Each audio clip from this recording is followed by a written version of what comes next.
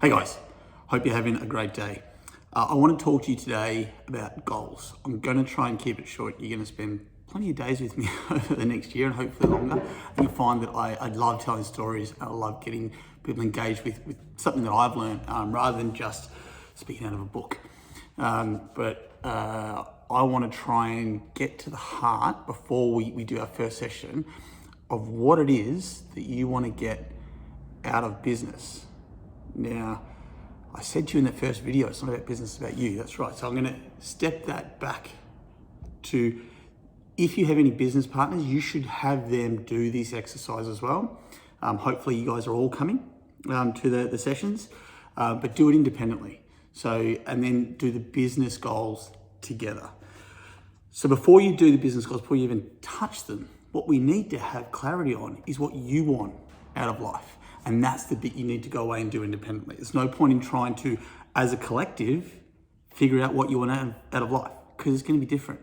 I mean, my soulmate, Nicola, my wife, which is the mundane term, but we are so aligned in a soul sense. Why, right on the form next to Kinney's soulmate, Nicola. We have different life goals. They're very, very similar and aligned, but we have different focuses, even values. Hers is mine is contribution, hers is community. She likes to be part of a community, I like to contribute to it. So they're similar but different, and you need to do that for yourself and anyone else, whether it's your life partner, who's your business partner, whether you've got just a partner in business who was a mate or a friend or just a business associate. Do it separately, then come together with clarity on what you each want to achieve in your life and go, right, how can the business facilitate that for everybody? So you've hopefully been thinking about what you want to achieve in your life. Now, I want to take it a step back from that. And I want you to put that aside for a couple of days. And I'm going to share a link to a sheet below, but it's pretty simple. It's a simple question. And Nicola came up with this. What makes your soul wag its tail? What lights you up at a cellular level, at a fundamental, I don't understand why, but this just lights me up, makes me happy. And there are no right or wrong answers here, and you don't have to share it with anybody.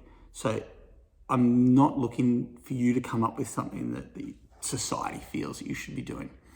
This is something that a list of things that when you do them, you just love it.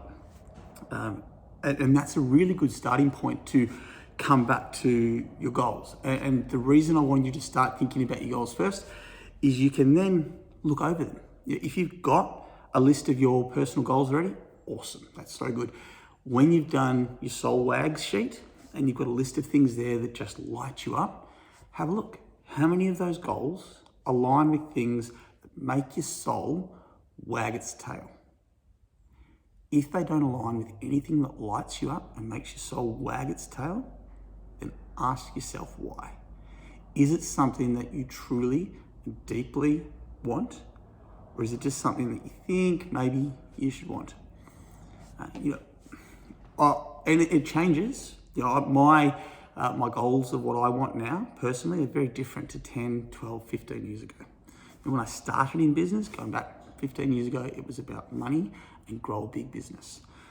And it stayed like that for years and years. Why? Was that what I truly wanted?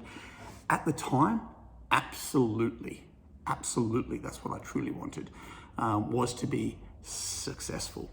I've had some really interesting philosophical debates since then around define success with some friends and mentors as to what success looks like. Now, at that point in my life, success looked like a big business that was a great lifestyle, lots of money, and when you told people what you were doing, like, wow.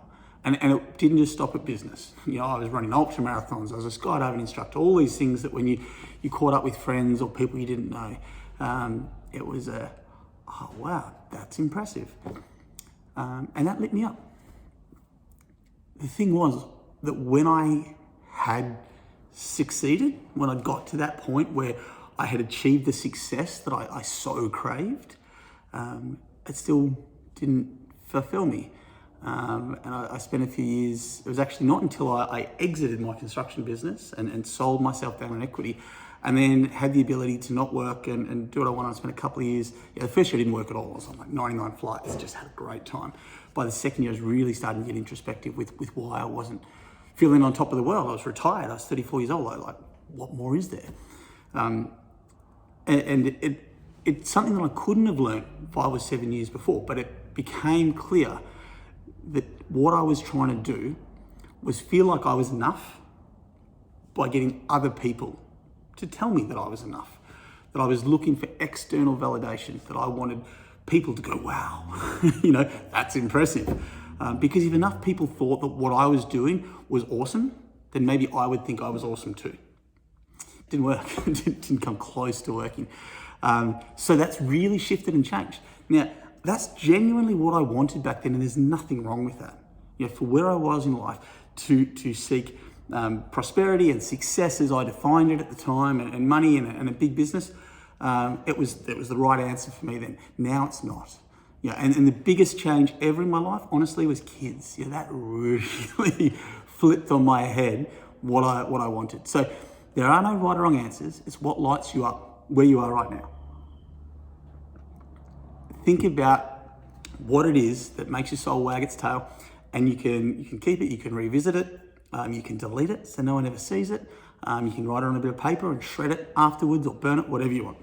But do cross-reference that to those goals that you've started to put together for what you want out of life, and seeing if you can figure out your purpose, which is a much bigger question. I've got to say, complete clarity. I'm getting closer. I don't know what my purpose on earth is for sure yet. I've got things that light me up, that I enjoy, that really make me feel like I am contributing, one of my core values. But I don't know for certain that this is absolutely what I'm doing. It's why I'm still running multiple businesses, and there's not just this. That's it. That's what I'm doing with my life. But if you can get closer to that, then awesome. So, what is it that you want to be doing with your life? And dream big. Like, you have got to realize that you are intensely gifted if you are watching this video.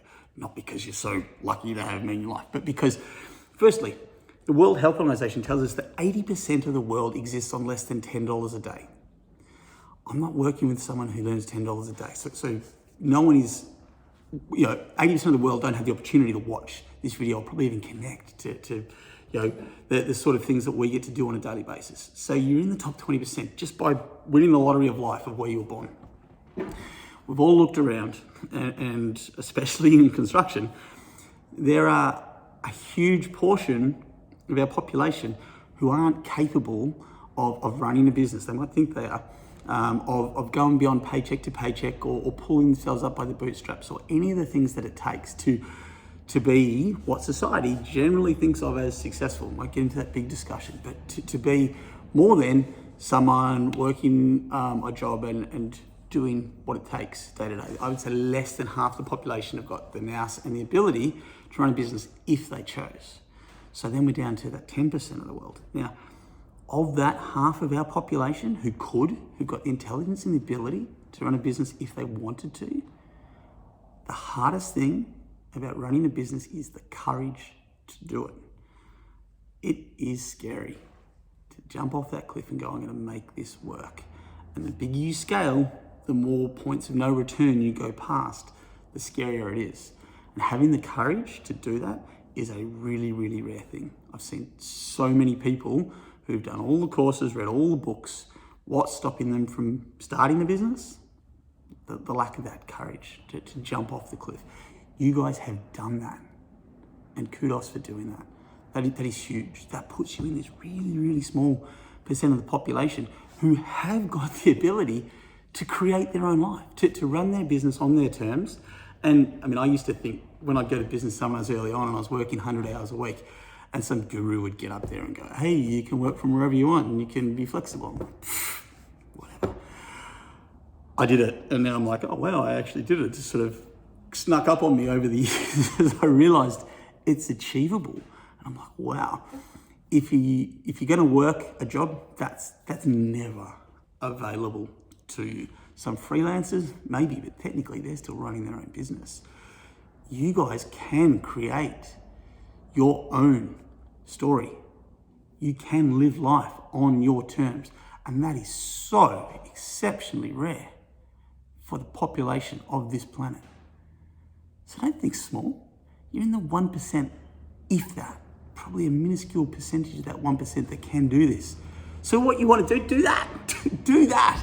Like, it's almost wrong to not do that when there's so few people on this planet who've got that opportunity. So guys, dream big. Like, this is what you want to do with life. I'd rather you aim high and fall slightly short than aim low and achieve it comfortably. Oh, well done. You know what you're capable of. Like, think big here.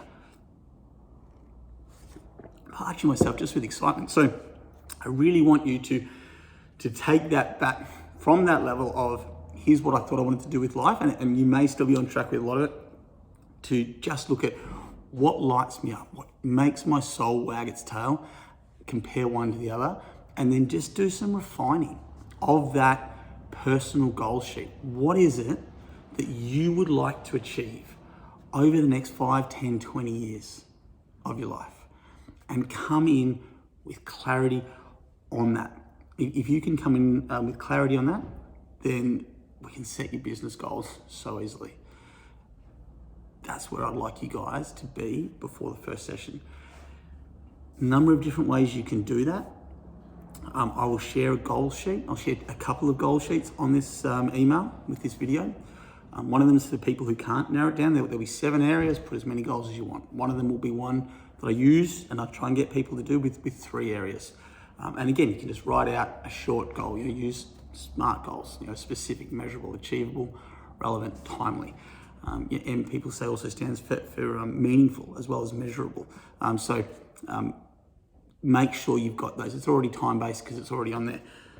I have heard people say of DUM goals. There's all sorts of acronyms, but DUM is dream-driven, understandable, memorable or meaningful, and behavior-driven, whatever you want to do. Make sure you can define if you've succeeded it or not.